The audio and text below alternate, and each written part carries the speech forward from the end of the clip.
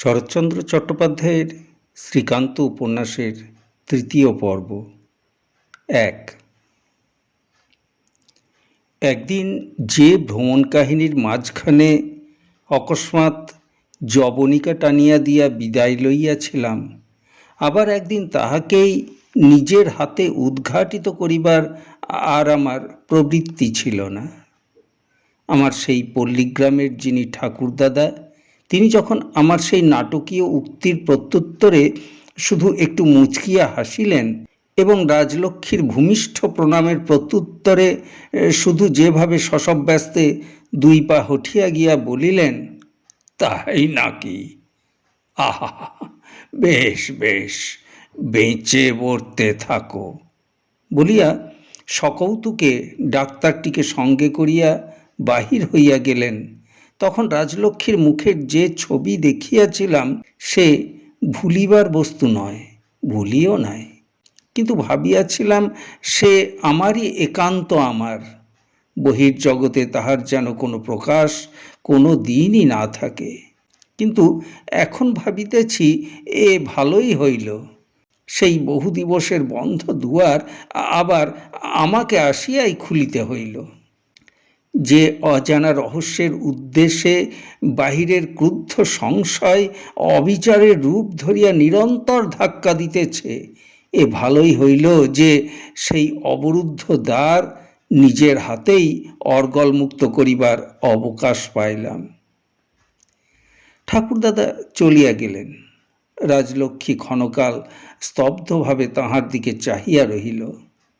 তারপর মুখ তুলিয়া একটুখানি নিষ্ফল হাসির চেষ্টা করিয়া বলিল, পায়ের ধুলা নিতে গিয়ে আমি তাকে ছুঁয়ে ফেলতুম না, কিন্তু কেন তুমি ও কথা বলতে গেলে?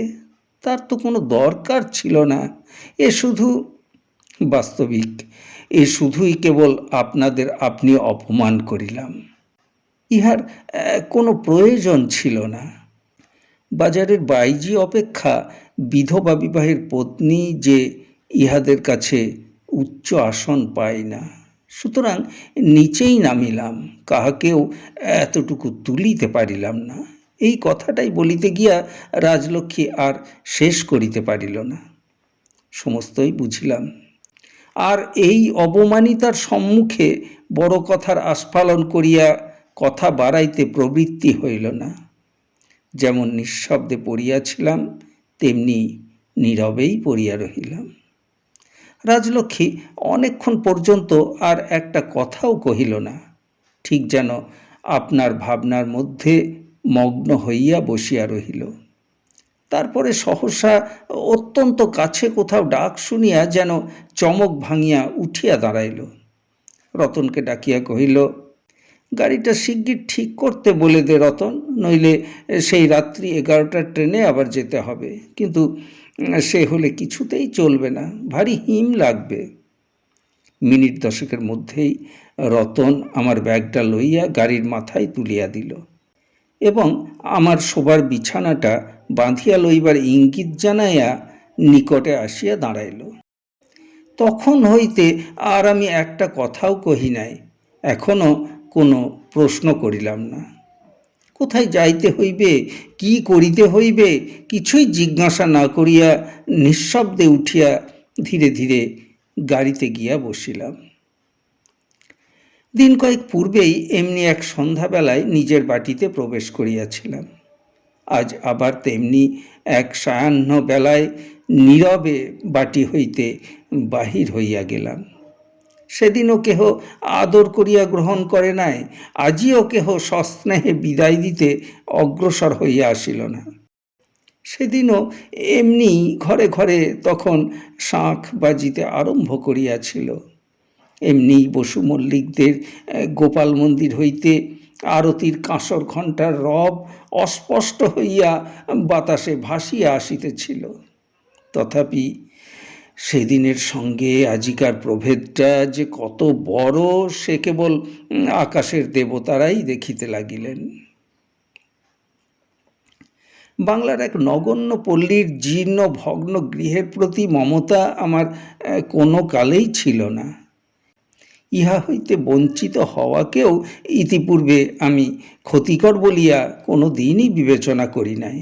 কিন্তু কিন্তু আজ যখন নিতান্ত অনাদরের মধ্য দিয়াই এই গ্রাম পরিত্যাগ করিয়া চলিলাম, কোনো দিন কোনো ছলে ইহাতে আবার কখনো প্রবেশ করিব তাহার কল্পনা পর্যন্ত যখন মনে স্থান দিতে পারিলাম না, তখন এই অস্বাস্থ্যকর সামান্য গ্রামখানি একেবারে সকল দিক দিয়া আমার চোখের উপর অসামান্য হইয়া দেখা দিল। এবং যে গৃহ হইতে এইমাত্র নির্বাসিত হইয়া আসিলাম, আমার সেই পিতৃপিতামহের জীর্ণ মলিন আবাসখানির প্রতি আজ যেন আর লোভের অবধি রহিল না।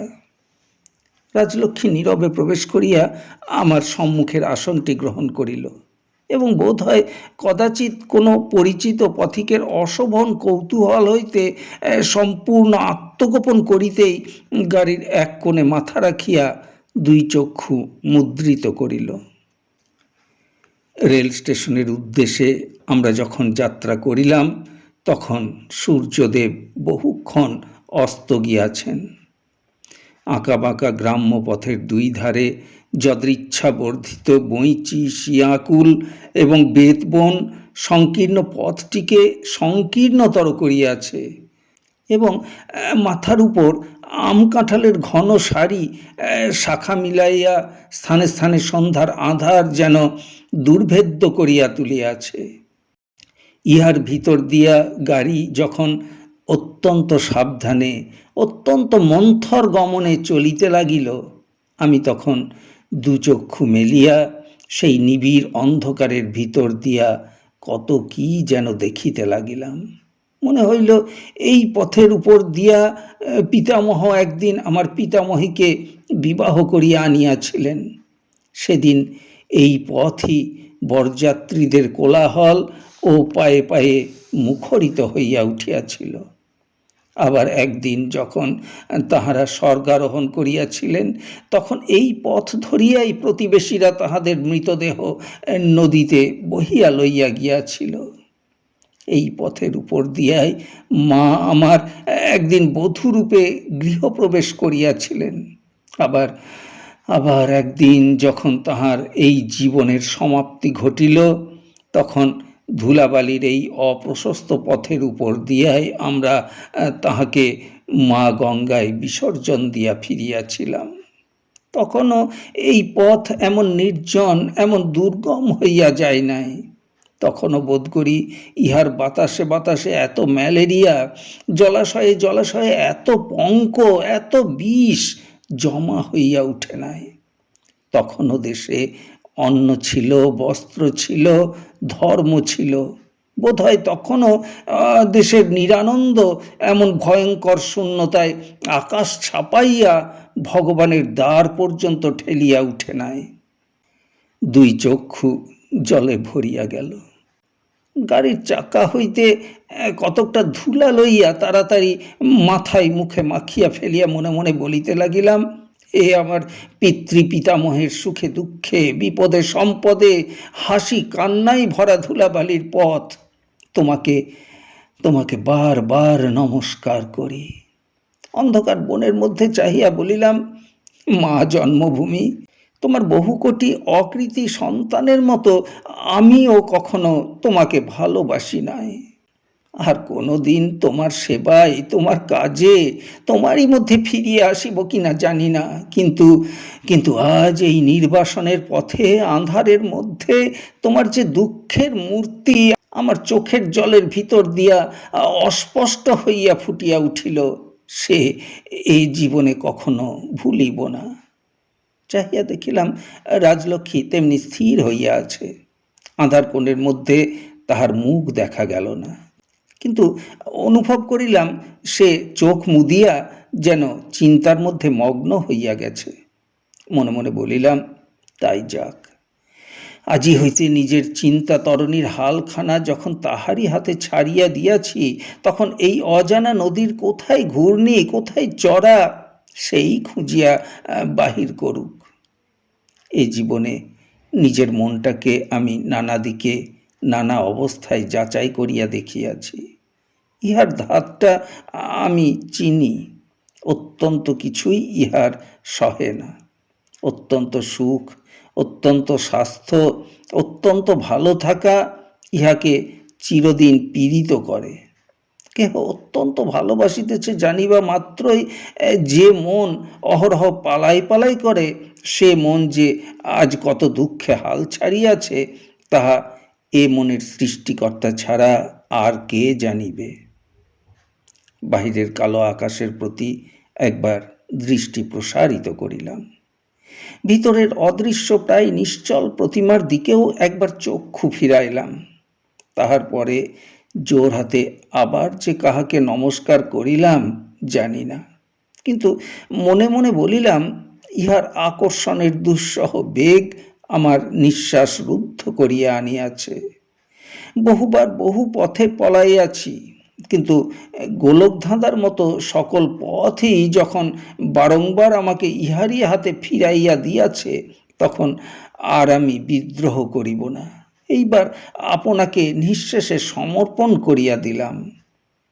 এতকাল জীবনটাকে নিজের হাতে রাখিয়াই বা কি পাইয়াছি, কতটুকু সার্থক করিয়াছি। তবে তবে আজ যদি সে এমন হাতেই পড়িয়া থাকে যে নিজের জীবনটাকে এমন আকণ্ঠমগ্ন পঙ্ক হইতে টানিয়া তুলিতে পারিয়াছে, সে কিছুতেই আর একটা জীবনকে তাহারই মধ্যে আবার ডুবাইয়া দিবে না। কিন্তু এ সকল তো গেল আমার নিজের পক্ষ হইতে, কিন্তু অন্য পক্ষের আচরণ ঠিক আবার সেই পূর্বেকার মতো শুরু হইল। সমস্ত পথের মধ্যে একটাও কথা হইল না। এমনকি স্টেশনে পৌঁছিয়াও কেহ আমাকে কোনো প্রশ্ন করা আবশ্যক বিবেচনা করিল না। অল্প সময়েই কলিকাতা যাইবার গাড়ির ঘণ্টা পড়িল, কিন্তু রতন টিকিট কেনার কাজ ফেলিয়া যাত্রীশালার ক্ষুদ্র এক কোণে আমার জন্য শয্যা রচনায় প্রবৃত্ত হইল। অতএব বুঝা গেল, এদিকে নয়, আমাদিগকে সেই ভোরের ট্রেনে পশ্চিমে রওনা হইতে হইবে। কিন্তু সেটা পাটনায় কিংবা কাশীতে কিংবা আর কোথাও তাহা জানা না গেলেও এটা বেশ বুঝা গেল যে এ বিষয়ে আমার মতামত একেবারেই অনাবশ্যক। রাজলক্ষ্মী অন্যত্র চাহিয়া অন্য মনস্কের মতো দাঁড়াইয়াছিল। রতন হাতের কাজ শেষ করিয়া কাছে আসিয়া কহিল, মা, খবর পেলাম একটু এগিয়ে গেলে ভালো খাবার সব রকমই পাওয়া যায়। রাজলক্ষ্মী অঞ্চলের গ্রন্থি খুলিয়া কয়েকটা টাকা তাহার হাতে দিয়া কহিল, বেশ তো, তাই যা না, কিন্তু দুধটা একটু দেখে শুনে নিস, বাসি টাসি আনিস নে যেন। রতন কহিল, মা, তোমার নিজের জন্যে কিছু? না, আমার জন্যে চাইনে। এই না যে কীরূপ তাহা আমরা সবাই জানি, এবং সকলের চেয়ে বেশি জানে বোধহয় রতন নিজে। তবুও সে বার দুই পা ঘষিয়া আস্তে আস্তে কহিল, কাল থেকেই তো একরকম। রাজলক্ষ্মী প্রত্যুত্তরে কহিল, তুই কি শুনতে পাস নে রতন, কালা হয়েছিস? আর দ্বিরুক্তি না করিয়া রতন চলিয়া গেল। কারণ ইহার পরেও তর্ক করিতে পারে এমন প্রবল পক্ষ তো আমি কাহাকেও দেখি না, আর প্রয়োজনই বা কি। রাজলক্ষ্মী মুখে স্বীকার না করিলেও আমি জানি, রেলগাড়িতে বা রেলের সম্পর্কিত কাহারও হাতে কিছু খাইতে তাহার প্রবৃত্তি হয় না।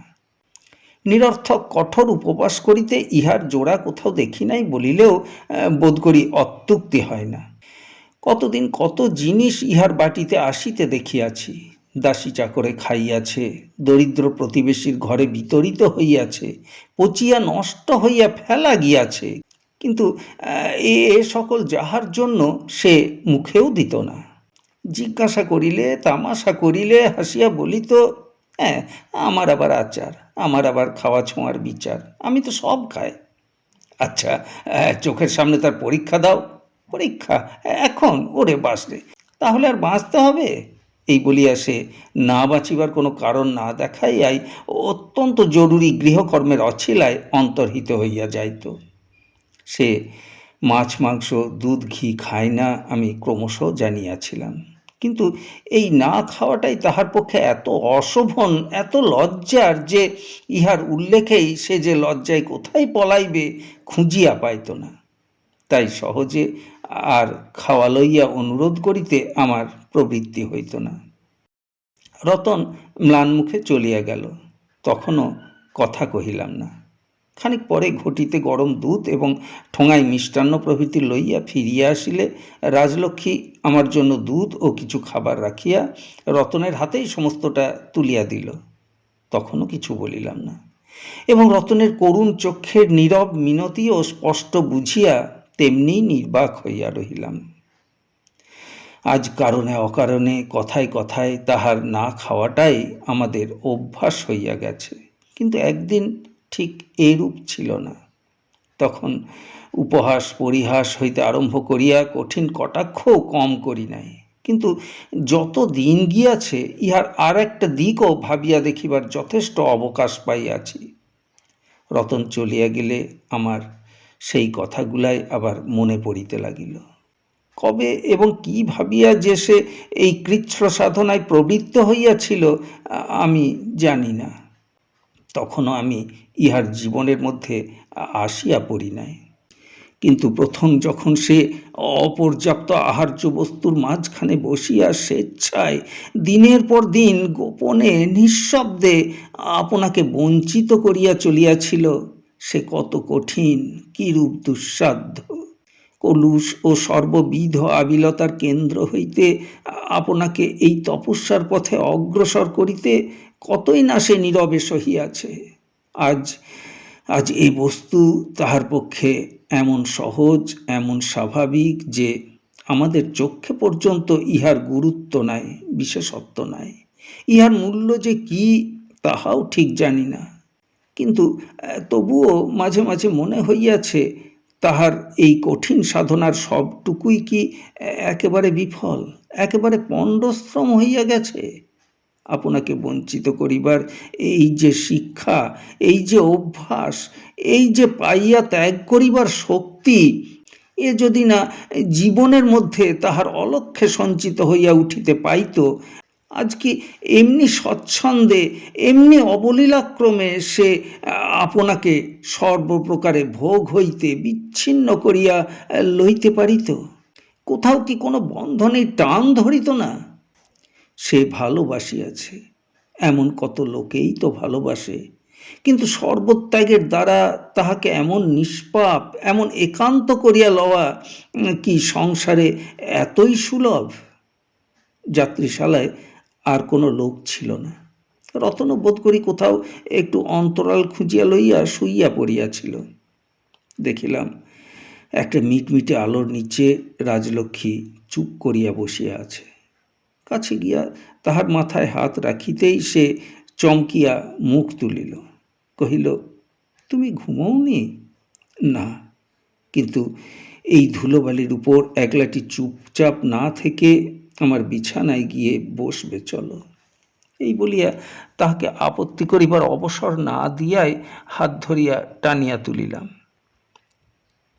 কিন্তু নিজের কাছে আনিয়া আর কথা খুঁজিয়া পাইলাম না। কেবল আস্তে আস্তে তাহার একটা হাতের উপর হাত বুলাইতে লাগিলাম। কিছুক্ষণ এমনি গেল।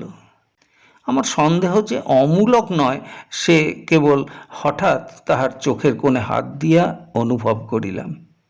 ধীরে ধীরে মুছাইয়া দিয়া কাছে টানিবার চেষ্টা করিতেই রাজলক্ষ্মী আমার প্রসারিত পায়ের উপর উবুর হইয়া পড়িয়া জোর করিয়া চাপিয়া রহিল। কোনো মতেই তাহাকে একান্ত সন্নিকটে আনিতে পারিলাম না।